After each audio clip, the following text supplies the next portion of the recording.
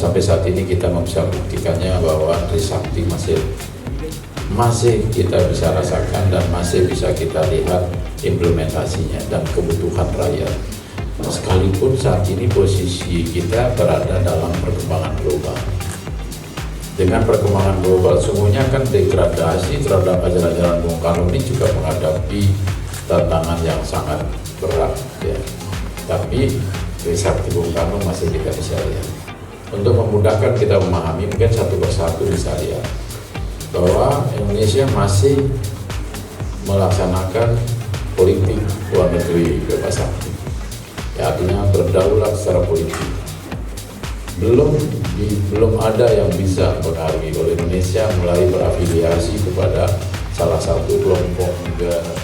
Pada saat negara lain pertumbuhan ekonominya anjlok, ekonomi Indonesia tumbuh lebih tinggi. Untuk Buleleng, pada saat pertumbuhan ekonomi Bali anjlok, ekonomi Buleleng selalu pertumbuhan yang lebih tinggi.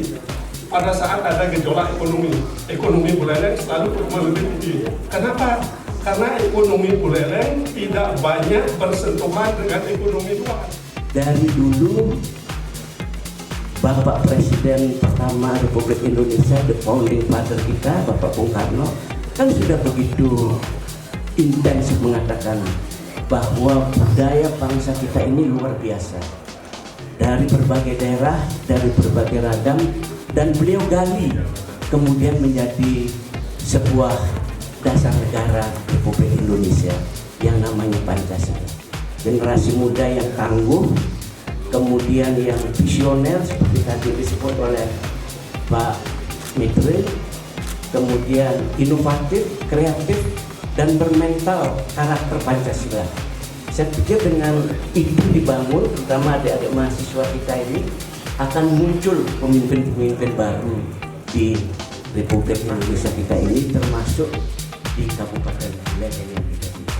Artinya bahwa kita akan menghadapi dinamika itu, tetapi tiga pilar Bung Karno harus tetap jadi pijakan di depan bangsa dan negara.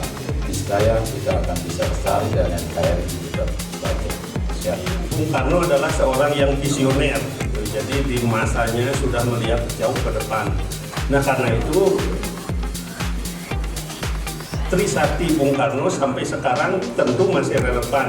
Cuma karena dunia itu sangat dinamis berubah, harus dimaknai secara terus-menerus. Setiap generasi harus memaknai Trisakti Bung Karno. Untuk adik-adik mahasiswa terutama, karena nanti akan menjadi calon pemimpin bangsa ke depan, pahami Trisakti dari Bung Karno ini.